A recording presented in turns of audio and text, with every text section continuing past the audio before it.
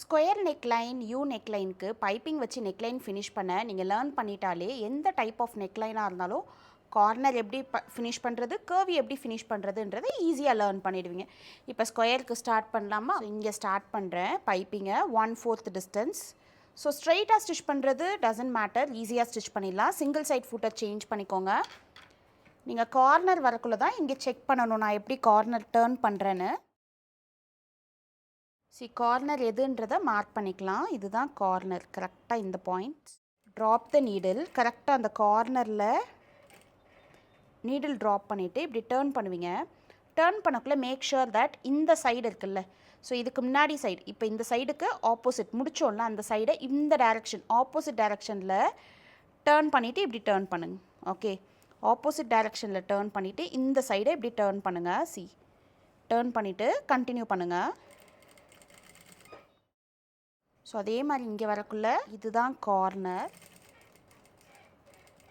கரெக்டாக கார்னருக்கு வந்துட்டு இப்போ நான் இங்கே டேர்ன் பண்ணும். இங்கே டேர்ன் பண்ணக்குள்ளே டேர்ன் பண்ணிவிடுங்க. டேர்ன் பண்ணிவிட்டு அப்படியே இந்த சைட் ஸ்டிச் பண்ணிங்கல்ல ஆல்ரெடி, அதை ஆப்போசிட் டைரக்ஷனில் திருப்பிடுவீங்க. ஓகே, இப்போ இந்த பக்கம் டேர்ன் பண்ண போகிறீங்க. இந்த சைடை இப்படி ஆப்போசிட் டைரக்ஷனில் புஷ் பண்ணிவிட்டு கண்டினியூ பண்ணுங்கள். லாக் பண்ணி ஃபினிஷ் பண்ணிட்டு எக்ஸஸ் இருக்கிறத ட்ரிம் ஆஃப் பண்ணிவிடுங்க. கரெக்டாக வந்திருக்கா, அந்த டேர்னிங் டெக்னிக் தான் மேட்டர்ஸ். இப்போ என்ன பண்ண போகிறேன், இந்த கார்னர் இருக்குல்ல அந்த கார்னர் மட்டும் நாச் கொடுங்க. ஸோ கர்விக்கு ஃபுல்லாக நாச் கொடுத்தீங்கல்ல, ஆனால் இங்கே கார்னர் மட்டும் நாச் கொடுத்தா போதும். இந்த கார்னரும் ஒரு நாச், கார்னரில் மட்டும் நாச் கொடுத்தா போதும், கம்ப்ளீட்டாக நாச் கொடுக்கணும்னு இல்லை. ஸோ நம்ம லாஸ்ட் எபிசோடில் பார்த்த மாதிரியே பயாஸ் ஸ்ட்ரிப் வச்சு தான் ஃபினிஷ் பண்ண போகிறோம்.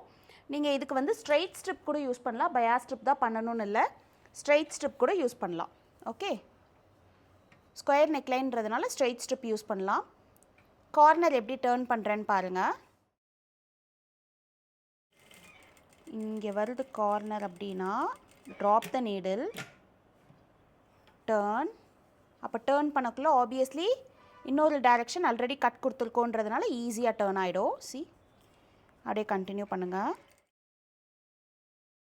ஸோ இங்கே இதுதான் கார்னர், இங்கே வந்து நீடில் ட்ராப் பண்ணிவிட்டு டேர்ன் பண்ணலாம். ஸ்டிச் பண்ணக்குள்ளே டச் அண்ட் ஃபீல்லே உங்களுக்கு தெரியும் கார்னர் எது அப்படின்னு. எக்ஸஸ் ட்ரிம் ஆஃப் பண்ணிவிட்டு பயாஸ் ஸ்ட்ரிப்லேயும் அந்த கட்டை கொடுங்க, கார்னருக்கும் அந்த இடத்துல. எஸ், கட் கொடுத்தாச்சா? ஸ்கொயர் நெக்லைன் அப்படியே இருக்குது பாருங்கள், எந்த சேஞ்சஸுமே வரலையா, பர்ஃபெக்டாக இருக்கா?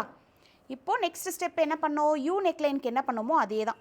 அப்படியே ஹாஃபாக ஃபோல்ட் பண்ணி பைப்பிங் பக்கத்தில் ஸ்டிச்